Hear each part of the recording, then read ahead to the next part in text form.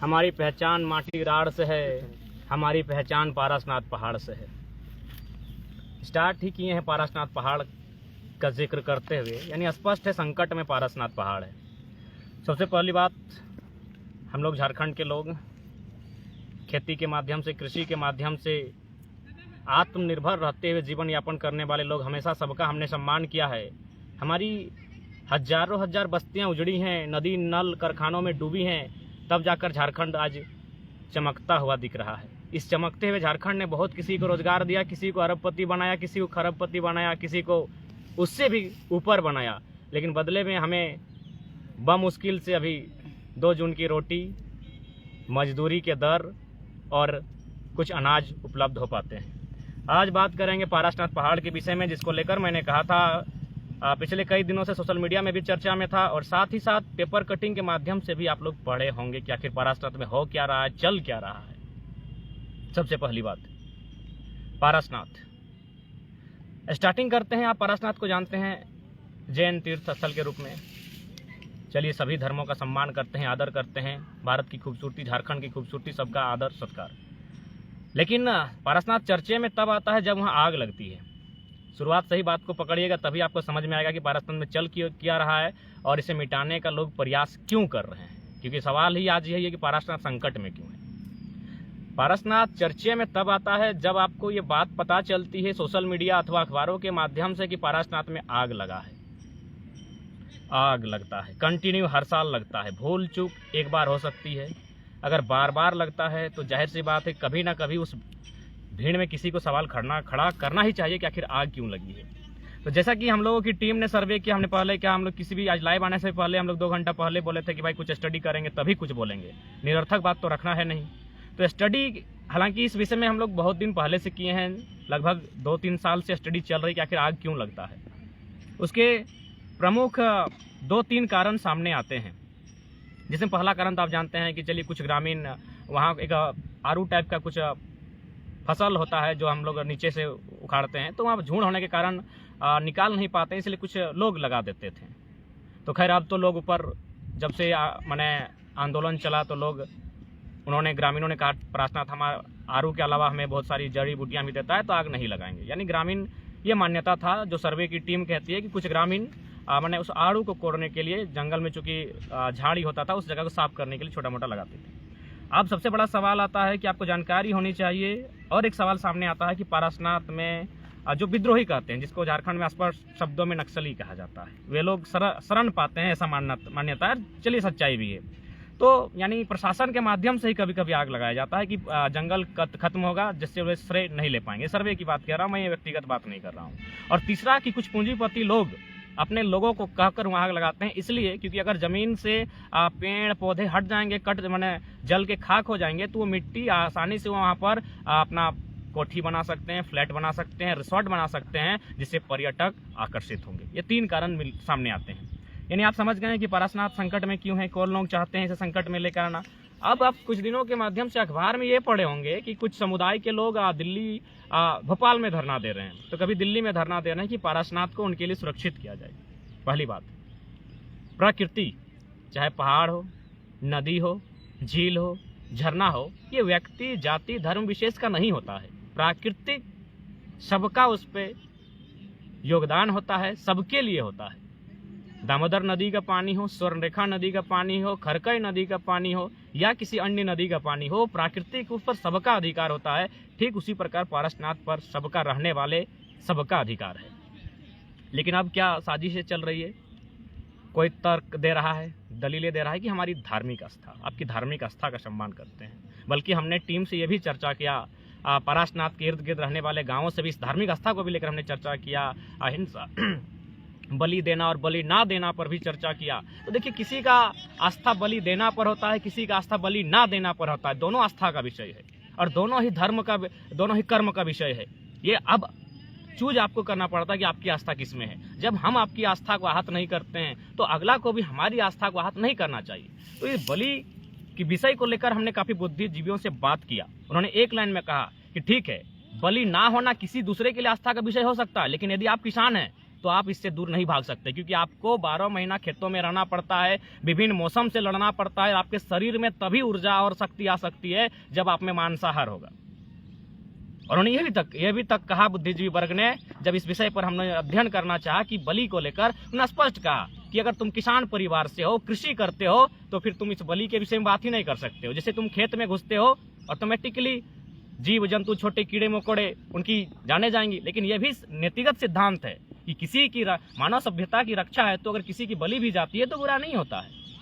और उन्होंने ये भी तर्क दिया कि हम तो बलि कुछ लोगों की ली जाती है, माने छोटे मोटे कीड़े मकोड़ों की, अगर उदाहरण के तौर पर खेती के समय, लेकिन पेट भी तो हजारों का भरता है।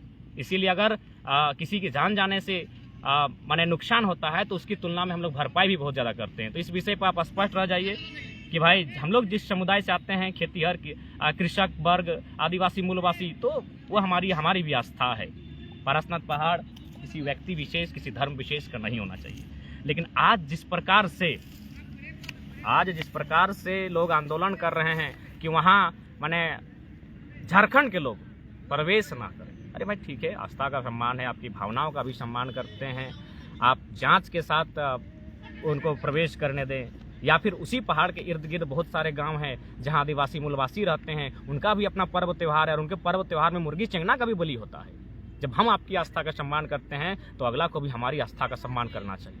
ये विविधता है, संसार विविधताओं में है, और प्रकृति ने बनाया है, ये तो हमने तय नहीं किया है। अगर प्रकृति ने नहीं बनाया होता तो हिरन और शेर नहीं बनते, क्योंकि शेर हिरन का अगर ग्रास नहीं करेगा तो शेर जीवित नहीं रहेगा, और फिर अगर वो जीवित नहीं रहता तो फिर प्रकृति ने उसे बनाया क्यों है?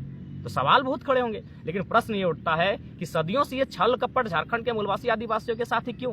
कभी टाटा, बीसीसीएल, सीसीसीएल, तो कंपनियों के माध्यम से उनके जमीनों को छीनने का प्रयास निरंतर, माने एक प्रकार से उनका नरसंहार किया जाता है, मारपीट कर गांवों से भगाया जाता है। अब कुछ लोग माने किसी ट्रस्ट के नाम से, आस्था के नाम से लगभग 105 किलोमीटर सरकारी ऑफिस में तैयारी चल रही है, 105 किलोमीटर पारसनाथ के इर्द गिर्द 105 किलोमीटर की जमीन को ट्रस्ट को देने की बात चल रही है। 105 किलोमीटर आप समझ रहे हैं, यानी न जाने हमको तो लगता है दर्जनों गांव समा जाएंगे। वे गांव जो पारसनाथ पहले से अस्तित्व में, सॉरी माफी चाहेंगे, इस पारसनाथ जिस चीज़ के लिए हम लोग जानते हैं, जैन जो तीर्थंकर थे उनकी आस्था का विषय है, लेकिन जब से उससे पूर्व से वो गांव अस्तित्व में है, तो उन गांवों में संकट आएगा। और कहीं ना कहीं आज केंद्र सरकार जो रही है, अक्सर उन्होंने पूंजीपतियों का सपोर्ट किया है, और पूंजीपति धार्मिक आस्था के नाम पर या अपने स्वार्थ, अपने लाभ की पूर्ति हेतु आज एक बहुत बड़ी साजिश को रच रहे हैं। और इस साजिश को मुझे लगता है आज पूरे झारखंड, विशेषकर पारसनाथ के जो वासी हैं, उन्हें समझना होगा, और आज आपको तार्किक होकर समझना होगा। देखिएगा, पारसनाथ पहाड़, आप मेरे सोशल मीडिया अकाउंट को भी चेक कर सकते हैं। 3 साल पहले हमने स्टेटमेंट दिया था कि नक्सलियों को माने नियंत्रण में करने के लिए जो सीआरपीएफ के कैंप बनाए जा रहे हैं, ये अपितु नक्सलियों को नियंत्रण नहीं करना है, बल्कि पूंजीपतियों का वहाँ ट्रैक्टर चलाना है। ये हमने अनुमान में कहा था 3 साल पहले, जब हम यहाँ आज आंदोलन के पूर्व ही कहे थे। आज देख सकते हैं पीरटाण, पर्वतपुर के आसपास, बहादुरपुर नहीं, माफ़ी चाहेंगे, पर्वतपुर के आसपास एक पिकेट बना है, एक निमिया घाट में पिकेट बना है। सबसे पहली बात, आज सीआरपीएफ, मेरे भी बहुत सारे भाई लोग हैं, लेकिन तार्किक बात को उनको भी समझना होगा कि किस प्रकार उद्योगपतियों के संरक्षण के लिए, उन्हें पर्वत पहाड़ों को बेचने के लिए आज सैन्य का प्रयोग किया जाता है। आज लोग सोच रहे हैं कि चलिए नक्सलियों को नियंत्रण में रखने के लिए, चूँकि पीरटाण क्षेत्र नक्सल प्रभावित क्षेत्र है, इसीलिए वहाँ पिकेट्स का स्थापना किया गया है। लेकिन याद रखिएगा, जब से पिकेट्स का स्थापना हुआ है, वहाँ आज तक कोई ऐसी गतिविधियाँ नहीं हुई है, और होंगी भी नहीं। लेकिन हिंसा की संभावना कब बनेगी पता है? जब वहाँ पारसनाथ पहाड़ का 105 किलोमीटर का ज़मीन उद्योगपतियों को देने का प्रयास किया जाएगा, तब ऐसे सिचुएशन सामने आएंगे। क्यों नहीं आएगा भाई? तब कौन? इसीलिए आज ये समझना होगा कि आखिर ये नक्सली बनते हैं कैसे, नक्सली बनने के पीछे का कारण क्या है। आज शायद 1980-85 का वो दौर था, जो काम गवर्नमेंट को करना चाहिए था। ये हिंदुस्तान के एक पेपर में भी प्रकाशित हुआ था कि जो काम सरकार को करना चाहिए था, वो काम उस समय नक्सलियों ने किया था। उन्होंने क्या किया था पता है? पीरटांड क्षेत्र के अंतर्गत बहुत सारी ऐसी जमीनें थी जो आदिवासी मूलवासियों की थी। उसे किसी महाजन ने, किसी साहूकार ने 2-4 चंद रुपयों में कर्जा देकर उस कर्ज के नाम पर उससे लिया गया था। लेकिन फाइनली उन्होंने गांव वालों, गरीब किसानों को जमीन वापस किया था। वो सरकार का काम था। तो कहीं ना कहीं आज अगर आप पारसनाथ के बैकग्राउंड को जानने के लिए जाते हैं कि वहाँ आखिर नक्सली शरण क्यों पाते हैं, तो इसके पीछे कारण यही आएगा, एक बहुत बड़ा अन्याय जो यहाँ के मजलूमों के साथ होता है, पहली बात। और हाँ, आपको ये तार्किक होना होगा। बिल्कुल हम भी मानते हैं नक्सली असंवैधानिक विषय है, असंवैधानिक लोग हैं, लेकिन उन्हें संवैधानिक लोग बनाते हैं। अगर आप सोच रहे हैं कि नक्सली हवा पानी नहीं बनता है, उन्हें संवैधानिक लोग यानी करने का मतलब है मंत्रालय में बैठे लोग, संसद में बैठे लोग नक्सली को उत्पन्न करते हैं। क्यों? उन चंद पैसों के लिए, चंद पैसों के लालच में, चंद योजनाओं के लालच में, चंद रुपयों के लालच में इतना बड़ा 105 किलोमीटर का जमीन जो तैयारी कर रहे हैं पारसनाथ को मैंने किसी ट्रस्ट को देने के लिए, तो वे लोग कहाँ जाएंगे? उनमें से कोई विद्रोही बनकर जब सामने आएगा, जब अपने अधिकार की रक्षा के लिए आगे आएगा, निश्चय ही आप उसे सर कलम करने के लिए उसे एक नक्सलवाद का नाम देंगे। उसके बाद किससे कलम करवाएंगे ये भी देखना होगा। बड़ी दुर्भाग्य का विषय है आज में, चाहे एक तरफ नक्सली को गोली लगे या फिर किसी जवान को लगे, कभी भी तार्किक होकर सोचिए, भावनाओं बह के मत सोचिए। दोनों मिडिल क्लास फैमिली के होते हैं। आज जितने भी पिकेट्स हैं, मेरे जो साथी हैं, अगर वे भी सुन रहे हैं, तो मैं दावे के साथ कहता हूं, चाहे ढिमिया घाट में जो सीआरपीएफ कैंप का पिकेट बना है अथवा जो पर्वतपुर में पिकेट बना है, उसमें अगर एक भी किसी सेठ, साहूकार, सेठ, मड़वारी का बेटा अगर होगा तो आके दिखा दीजिएगा। कौन होता है? मिडिल क्लास फैमिली का बेटा होता है। एक किसान, कामगार, मजदूर का बेटा जो जीडी रैंक जिसे हम कहते हैं, जो सैन्य में जाते हैं, जो सिपाही की नौकरियां करते हैं, और फिर क्या करते हैं, उससे यहाँ लड़ाया जाता है। ये बहुत बड़ी साजिश, मेरा मानना, ये मेरी व्यक्तिगत राय है, और मैं ऐसे नहीं कर रहा हूँ, मैं स्टडी के बाद कह रहा हूँ। क्योंकि जब भारत आज़ाद नहीं था, उस समय नक्सली नहीं थे। तो सवाल बनता है कि आज़ाद होते ही नक्सली बने, कौन बने? यानी स्पष्ट शब्दों में कहा जाए, जो लोग उस समय अंग्रेजों के लिए लड़ते थे, जो लोग अंग्रेजों का विरोध करते थे, अगर आज़ाद भारत में कहा जाए तो वैसे ही तबके के 2-4% लोगों को ही नक्सली नाम दिया गया होगा। आखिर आज़ाद भारत में नक्सली क्यों है? अंग्रेजों के टाइम क्यों नहीं था? क्या उस समय पूंजीवाद नहीं था? यानी उस समय चूंकि भारत आज़ाद नहीं था, यानी ये सरकार जो काम अंग्रेज कर रही थी और क्रांतिकारी कर रहे थे, वही काम यहाँ सरकार बैठ कर रही है। और जो लोग आवाज बन रहे हैं, उसको कुचलने के लिए उसी के भाई से उस भाई को गोली चलवाया जा रहा है। ये तार्किक विषय पर हम बात कर रहे हैं। आज अगर पारसनाथ की बात करें तो कभी आपने देखा है वहाँ मूलवासी हैं, जिनकी जमीनें गई हैं, बिल्कुल आज जो मधुबन, जो आज एक इंटरनेशनल ख्याति प्राप्त है, जमीनें किसकी गई हैं? मूलवासियों की गई है। मैक्सिमम नहीं, 100% जमीनें मूलवासियों की हैं। मैं 4 नक्सलियों का नाम लेना चाहूंगा उस क्षेत्र का, मुझे अब डर भय नहीं है, लेकिन परिस्थितियां क्यों बने वे लोग, क्या कोई इस पर स्टडी करेगा? मैं चाहूंगा जो लोग अगर वीडियो में जुड़े हैं पीरटांड के साथ, तो मुझे बताएंगे कि आखिर क्या कारण था कि उन्होंने एक सुंदर सी वादियों में नक्सल को चुना। यही कारण होगा, अन्याय, शोषण।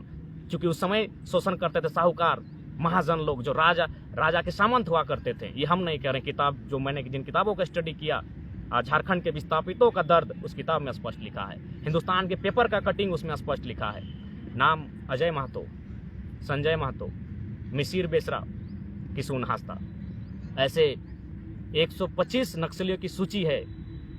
गृह एवं आपदा विभाग, कारा एवं आपदा विभाग 33/2018 झारखंड सरकार, जिसमें 125 में लगभग 25 जो नक्सलियों की सूची है वो पारसनाथ पहाड़ के इर्द गिर्द है। क्यों? विषय तो बनता है ना। जो एक किसी सेना के जवान का वो अपने वीडियो देखा होगा, किसी डिबेट में उन्होंने कहा था कि ये नक्सली होते हैं कौन? शहर से दूर शांत जंगल वनों में अपने पूर्वजों की दी हुई धरोहर खेती के माध्यम से अपनी जीविका को उपार्जन करने वाले लोग, जो सरकार की गलत नीतियों के कारण हथियार बंद हो चुके हैं। इस बात को सच्चाई को आपको मानना होगा। मैं ये स्पष्ट करना चाहूँगा, मैं अभी भी कहता हूँ, मैं एक पढ़ा लिखा छात्र हूँ, नक्सल असंवैधानिक है, लेकिन इस असंवैधानिक लोगों को संवैधानिक लोग बनाते हैं। अब इसे फिर से आते हैं, पारसनाथ पर चर्चा करते हैं कि आखिर पारसनाथ में होगा क्या। पहली बात, पुनः आस्था का सम्मान करते हैं, लेकिन आप हमेशा आस्था के नाम पर मानवता को नष्ट नहीं कर सकते, आस्था के नाम पर आप इंसान को खत्म नहीं कर सकते। क्योंकि अगर इतना ही आस्था है तो लोग पानी को पूजनीय मानते हैं, लेकिन ध्यान रहे, उसी पानी जिसमें आप पूजनीय मानते हैं, उसको प्रणाम करते हैं, उसको नमस्कार करते हैं, ठीक 10 फीट ऊपर कोई उसमें कूला कर रहा है। तो इसलिए प्राकृतिक विषय जो है उस पर सबका अधिकार होता है।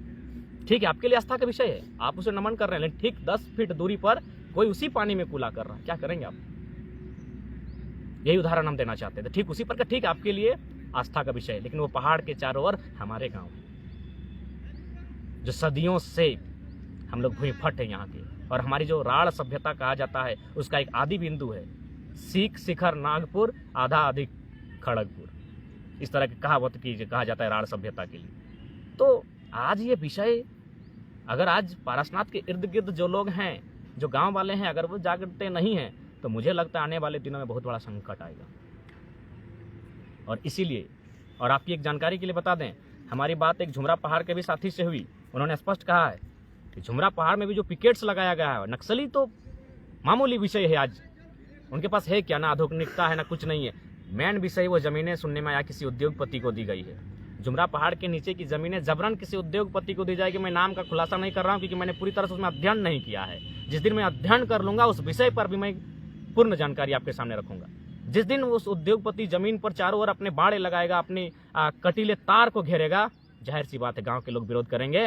फिर वही किसान का बेटा जो पुलिस सिपाही बना है उससे उसको लड़वाया जाएगा, मरवाया जाएगा। इधर मरे, नुकसान मिडिल क्लास फैमिली का होता है, नुकसान किसान वर्ग का होता है। किसी रईस का बेटा कभी फोर्स में नहीं जाता है, अगर जाता है तो ऊपर के रैंक में जाता है। ये जीडी जनरल ड्यूटी करने नहीं जाता है। भले आप इसे भावना के तौर पर लेते हैं, लेकिन तार्किक होकर आपको सोचना होगा कि आज 70 सालों के इतिहास में इस देश ने चंद मुट्ठी भर हाथों के कॉरपोरेट्स के हाथों में इस देश को करने का प्रयास, पारासनाथ उसकी एक बहुत बड़ी सोची समझी गहन साजिश लग रही है। आप देखिए फरमान आ रहा है कि जो मैंने ट्रस्ट के लोग क्या कह रहे हैं। मैं बार बार, चूंकि धार्मिक विषय को मैं लेना नहीं चाहता हूं, मैं धार्मिक विषय पर बात भी नहीं करना चाहता हूं। यानी उस आस्था के हटकर जिनकी आस्थाएं हैं वे पहाड़ को चढ़ेंगे नहीं। समझ रहे हैं आप? उनकी जो आस्था है और उनके हटकर जिनकी आस्था है वे लोग वहां चढ़ेंगे नहीं। अरे भाई, वहां हमको लगभग हजारों किस्म का दवा उत्पन्न होता है, जड़ी बूटियां, कई प्रकार के जड़ से, पत्तों से, हजारों किस्म की दवाइयां वहां से हम बनाते हैं, जो हमारे जीवन का चर्या है, दैनिक चर्या है। और आज वहां प्रतिबंधित कहने की बात कही जा रही है, 105 किलोमीटर को ट्रस्ट को देने की बात कही जा रही है, दर्जनों गांवों को उखाड़ने की बात होगी। झारखंडी कहां तक जाएगा भाई? कितना लुटेगा? क्या भाई, हमने किसी का क्या बिगाड़ा है? हम आपकी आस्था का सम्मान करते हैं। आप अपनी आस्था के लिए एक नियम लगा सकते हैं। साल भर में जो आपका समय आता है आप उसमें जांच बैठा सकते हैं, जांच के अनुसार लोग ऊपर चढ़ेंगे। लेकिन इसका मतलब ये नहीं कि पारसनाथ के चारों ओर आप ये फरमान जारी करेंगे कि वहाँ वे लोग जो उनकी आस्था से हटकर हैं, यानी जो लोग बलि प्रथा का समर्थन करते हुए चढ़ेंगे ही नहीं। अरे भाई, वहाँ भी सरहुल होता है, कुछ ऐसे आदिवासी मूलवासियों का पर्व होता है जहाँ मुर्गी चंगना का बलि दिया जाता है, और वो हमारी भी वो आस्था है, हमारा वो कर्म है। हम लोग कृषक वर्ग हैं, अगर हमारे शरीर में मांसाहार नहीं आएगा तो किसानी नहीं होगी। सबका अपना अपना कल्चर एंड कस्टम है। कृषि युग से पहले शिकारी युग था। शिकारी युग का मतलब क्या था? आप मानव सभ्यता को नहीं झुटला सकते। मानव सभ्यता में शिकार युग था। शिकार युग यानी समझ ही गए क्या होता है शिकार युग का मतलब।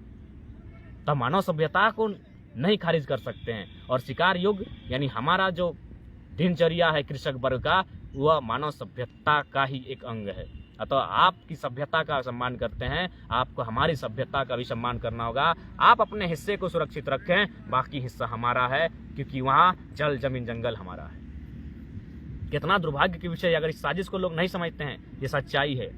आज इस देश में, आज इस राष्ट्र में चंद मुट्ठी भर लोगों के पास राष्ट्र की संपत्ति है, जिसमें 4 समुदाय आता है। मैं नाम नहीं लूंगा क्योंकि मैंने स्पष्ट कहा मैं जाति धर्म की बात नहीं करूँ। 4 समुदाय आते हैं, आप खुद सर्च कर लें। उनका न्यूज आज तक में दिखता है। हम यहाँ डहरे टूसू में 50,000 की संख्या में थे, डहरे करम में 50,000 की संख्या में थे, सोहराई शाचर में 20,000 की संख्या में लोग थे, सरहुल में हजारों की संख्या में लोग भाग लेते हैं। कौन सा एनडीटीवी और कौन सा आज तक और कौन सा जी न्यूज में दिखाया जाता है? क्यों ना? वे लोग कृषक वर्ग से हैं, वे लोग आदिवासी मूलवासी हैं। बाकी लोग कौन है आप जानते हैं? उनका न्यूज जी न्यूज में चलता है, उनका आज तक में चलता है, और हमारा एक पेपर में 4थे पन्ने में छपा जाता है। यह तो आज सोशल मीडिया है कि आज हमारे कर्मों की जानकारी दुनिया तक पहुंच जाती है। इसलिए आज पारसनाथ संकट में है। और मैं स्पष्ट कहूंगा कि पारसनाथ नहीं छेड़ना चाहिए, क्योंकि पारसनाथ राढ़ सभ्यता का आदि बिंदु है। शिखर नागपुर आधा आदि खड़गपुर। शिखर मतलब वही पारसनाथ की बात कही गई है, वो हमारी सभ्यता का, हमारी संस्कृति का एक बिंदु है। इसीलिए पारसनाथ से छेड़छाड़ किसी भी हाल में एक पारसनाथ के बेटे को मंजूर नहीं होना चाहिए। बाकी लड़ना या ना लड़ना विषय आपका है। हमने जो अभी तक मंथन किया, जो चिंतन किया, वो आपके सामने मैंने रखा। बाकी और भी, क्योंकि पारसनाथ के विषय में आसानी से टॉपिक खत्म नहीं हो सकता है। ये आज के 2 घंटे का अध्ययन है, अभी बहुत सारे विषयों पर बात होगी। वहाँ किस प्रकार मैंने एक षड्यंत्र के तहत, और मैंने स्पष्ट कहा, वहाँ आग अब गांव वाले नहीं लगाते हैं, अब आग उद्योगपति लगाते हैं। इसलिए आग लगाते हैं कि जैसे ही वहाँ जंगल खत्म होगा, वहाँ बड़ी बड़ी कोठियाँ, बड़ी बड़े बंगले, बड़े बड़े रिसोर्ट बनाए जाएंगे, जो पर्यटक को लुभाया जाएगा। अरबों खरबों का व्यापार होगा। किनका? मैक्सिमम लोग गुजरात से आए हैं। मरेंगे झारखंड के लोग, कटेंगे झारखंड के लोग, लड़ेंगे झारखंड के लोग, बर्बाद होंगे झारखंड के लोग, और गुजरात के चंद उद्योगपति पारसनाथ को कब्जा करने आ रहे हैं। आपकी आस्था का पुनर्सम्मान करते हैं। आप दूसरा विकल्प चुनिए, आपके विकल्प का, आपके नियमों का, शर्तों का भी सम्मान है, लेकिन ये फरमान नहीं होना चाहिए कि जो लोग मुर्गी चेंगना की बलि इत्यादि देते हैं वो पारसनाथ से ही बेदखल किए जाएंगे, क्योंकि जंगल में हमारी आस्था है, जंगल के बीच हम रहे हैं। साफ शब्दों में कहते हैं, हाँ हम लोग भी जंगली हैं, और शिकार हमारा कल्चर, शिकार से ही हम मानव सभ्यता का आगाज हुआ है। उससे पहले ना घर था, ना द्वार था, ना कृषि थी। शिकार से ही मानव का जीवन काल का पहला लक्षण शिकार से दिखता है। तो शिकार में क्या होता है ये सभी जानते, कहने की बात नहीं है। तो आप किसी सभ्यता को झुठला नहीं सकते हैं। हम आपकी सभ्यता का सम्मान करते हैं, आपको हमारी सभ्यता का मान रखना होगा। इसलिए आज पारसनाथ के इर्द गिर्द रहने वाले गांवों को थोड़ा सा सोचना होगा। अगर आज वो नहीं सोचते हैं तो एक दिन ऐसा आएगा, 105 किलोमीटर, समझ सकते हैं कितनी बड़ी जमीनों को ट्रस्ट के नाम देने की तैयारी चल रही है, और सरकारी कब्जे बीडीओसी उनके अधीन है। अरबपति हैं पारसनाथ में, जितने भी मधुबन में जितने भी उद्योगपति आकर बसे हैं गुजरात से, सब के सब अरबपति हैं, उनसे सामना नहीं कर पाएंगे। सरकारी महकमों में ये तैयारी चल रही है, जोरों से चल रही है, पारसनाथ से गांव वालों को बेदखल करने की। जानकारी होगी आपको, कुछ दिन पहले हम लोग वीडियो भी डाले थे। एक बुधनी देवी है, एक दलित महिला है बुधनी देवी, फॉरेस्टर आके उसके घर को तोड़ देती है, कहती है कि फॉरेस्टर में बना है प्रधानमंत्री आवास। सबसे पहला बात तो वहाँ कटघरे में सीओ वीडियो सब आएंगे। अगर वो फॉरेस्टर की जमीन थी तो वहाँ प्रधानमंत्री आवास अलॉट कैसे किया गया? अरे जाइए, सैकड़ों कोठी बनी है पारसनाथ की जमीन पर, कोई डंटा नहीं, कोई कानून नहीं। इसलिए हम बार बार कहते हैं, इंडियन पुलिस एक्ट की बात हम हमेशा करते हैं। इंडियन पुलिस एक्ट 1861 में अंग्रेजों ने इसीलिए बनाया था इंडियन पुलिस एक्ट, कि ज़्यादा से ज़्यादा हवलदार, चपरासी और माने जमादार, इसमें भारत के लोगों को नौकरी दिया जाए, और जब भी कोई आंदोलन हो, उस आंदोलन को चलने के लिए इनके हाथों में लाठी बंदूक देकर उन्हें पीटा जाए। यानी किसान के बेटे से किसान के बेटे को अंग्रेजों के टाइम से आज तक पिटवाया जा रहा है। और हम लोग गर्व से कहते हैं देश सेवा। क्यों? देश में आदिवासी मूलवासी नहीं आते हैं। पारसनाथ का पहाड़ किसी व्यक्ति विशेष, जाति धर्म विशेष का होता है। हम गर्व से कहते हैं, जी नहीं, आज तार्किक होकर सोचना होगा, नहीं तो आने वाला दिन इसी प्रकार साजिशें होंगी। एक भाई सेना में जाएगा, एक भाई नक्सली बनेगा, और फाइनली दोनों एक दूसरे को गोली मारने के लिए तैयार रहेंगे। ये कंडीशन देश के हालात बन रहे हैं। ये हम कहाँ कह रहे हैं? बक्सर जाइए, अब जहाँ जाना है, जहाँ जहाँ पहाड़ है, जहाँ जहाँ प्राकृतिक संपदा है, वहाँ ऐसी स्थिति है। क्या नहीं खोया है हमने? जाइए 50 साल पीछे चले जाइए, किस प्रकार अन्यायपूर्वक हमारी ज़मीनों को कभी टाटा ने, कभी बीसीसीएल ने, कभी सीसीएल ने, तमाम कंपनियों ने, तमाम परियोजना के नाम से लिया गया है। क्या मिला हमें? अब ट्रस्ट के नाम पर और किसी आस्था के नाम पर हमारी ज़मीनें, हमारे गांव, हमारे जंगलों को, हमारे पहाड़ों को, हमारी नदियों को छीनने का प्रयास किया जा रहा है। झारखंड का मतलब ही था जल, जमीन, जंगल। स्वर्णरेखा नदी का पानी टाटा का हो गया, पते नहीं चला। पेपर पढ़ते हैं ना, पढ़ लीजिएगा। स्वर्णरेखा नदी का पानी टाटा का हो गया है। पंचायत डैम का पानी बीएसएल का है। अब पारसनाथ पहाड़ किसी ट्रस्ट का होने जा रहा है। बाकी हम लोग झाल बजाने के लिए हैं, हम लोग गर्दन झाल बजाने के लिए कटाते हैं। ज़मीनें हमारी, कॉलेज स्कूल बनेगा हमारी ज़मीनों पर, और प्रिंसिपल बन के आएंगे यूपी बिहार के लोग। यहाँ के छात्र झाल बजा रहे हैं। ठीक है, इस विषय में और भी बात करेंगे। आज की स्टडी में इतना ही मैंने पाया, और फिलहाल क्रिकेट का मैच भी चल रहा है, बैटिंग का नंबर आ रहा है, क्षमा चाहेंगे। जय झारखंड, जोहार झारखंड। पुनः कहेंगे, मेरी पहचान माटी राड़ से है, मेरी पहचान पारसनाथ पहाड़ से है।